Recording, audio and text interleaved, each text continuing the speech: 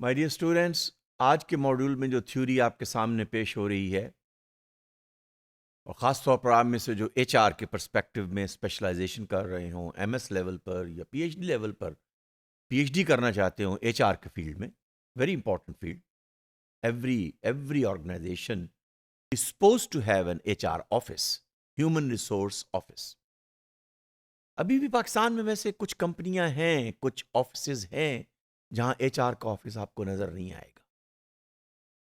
Old conventional labour oriented mindset is still available, लेकिन HRM और उसके फंक्शंस, कौन से फंक्शंस हैं बोला एचआरएम के? Human resource management.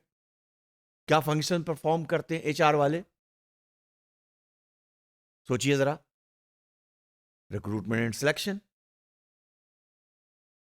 ठीक है, reward system,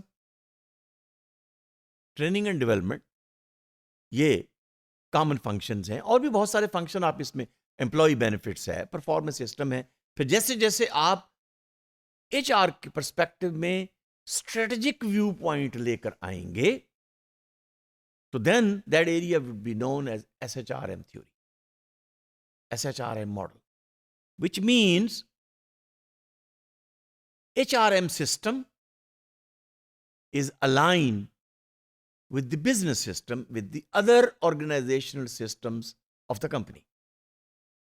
At the strategic level, at a table where the business decisions are made, कौन सी प्रोडक्शन होनी है, कितने लोग चाहिए, कितनी लोन चाहिए, कितनी इन्वेस्टमेंट चाहिए, क्या स्ट्रेटजी होगी, कौन सी मार्केट है, किस सेमेस्टर में, किस क्वार्टर में क्या चीज हम करेंगे, डिसीजन हो रहे हैं ना।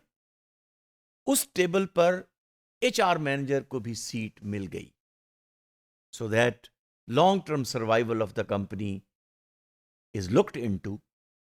इसलिए कि जब लोग चाहिए होंगे, मैनेजर्स चाहिए होंगे, एग्जीक्यूटिव्स चाहिए होंगे, और ऑर्गेनाइजेशन और पर्सन फिट का मामला होगा, तो फिर एचआर के ऑफिशियल्स के, मैनेजर्स के ऑफिसर्स बड़ा इंपॉर्टेंट रोल प्ले करेंगे। तो strategic HRM is where you align the HRM systems with the organization systems. And you like to make sure that the effectiveness of the organization, long-term survival of the organization, उसमें भी HR का role है और अपने role को इस तरह से इंप्लीमेंट करवाते हैं। Human resource professionals, they use this term to signal the belief कि इस कंपनी का ये बिलीफ है कि effective HRM will contribute to the business effectiveness of the organisation. हर कंपनी में आपको, मैंने तो पहले ही आपसे शेयर किया ना कि कुछ कंपनीज ऐसी होंगी उसमें एचआर ऑफिस ही नहीं होगा। अपॉइंटमेंट, अच्छा तो आपका मतलब अपॉइंटमेंट नहीं हो रही? अपॉइंटमेंट तो हो रही है। I have scene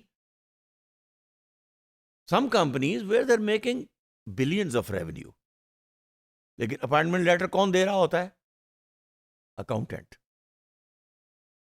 chartered accountant या अकाउंट्स का हेड। और अभी भी ये कन्वेंशनल प्रैक्टिस तो मौजूद है ना। ह्यूमन रिसोर्स को कहां आप शो करते हैं बैलेंस शीट में? बताइए जरा जल्दी से। मैं मैनेजमेंट के स्टूडेंट से पूछ रहा हूं, फाइनेंस वाले तो कहेंगे, फौरन जवाब देंगे, वो तो जी एक्सपेंस है। मैनेजमेंट के स्टूडेंट्स, मैं मैनेजमेंट का प्रोफेसर हूं, आप उनको बावर कराइए, we are not expense, we are investment. Humans are investment. लेकिन ये एटीट्यूड, ये अप्रोच चेंज होने की जरूरत है। हो रही हैं, ऐसी कंपनीज हैं पाकिस्तान में जो ह्यूमन रिसोर्स को अपना स्ट्रेटेजिक रिसोर्स समझते हैं।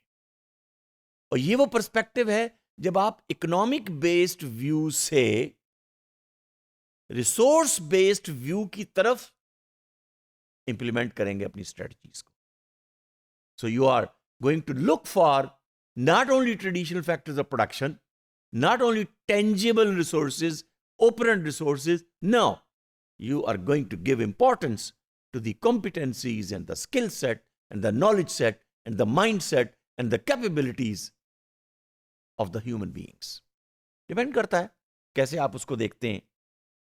This is achieved by HR professionals and they work, HR professionals they work in alignment with the line managers.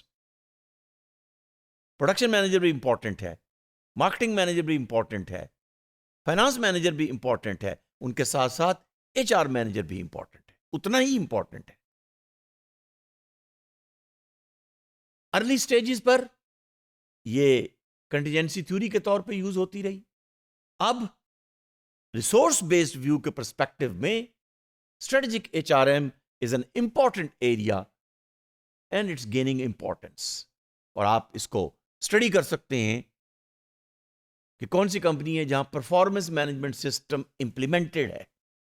और जहां परफॉर्मेंस मैनेजमेंट सिस्टम इंप्लीमेंटेड होगा, इसका मतलब यह है कि we are looking towards the human resource from the strategic view point. We are interested in their performance.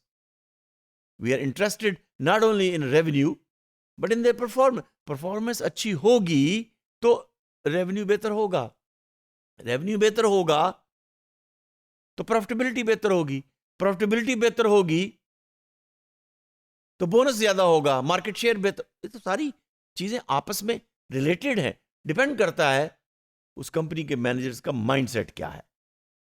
बहरहाल, in this research stream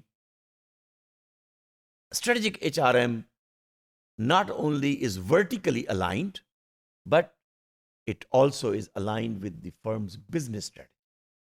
तो business strategy और HR strategy, बल्कि मुझे कहने दीजिए HR strategy का मतलब है resource based strategy, resource based strategy का मतलब है knowledge based strategy, competency based strategy.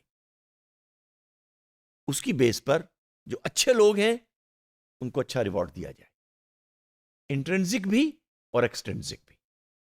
That is what is known as a theory of SHR. Thank you.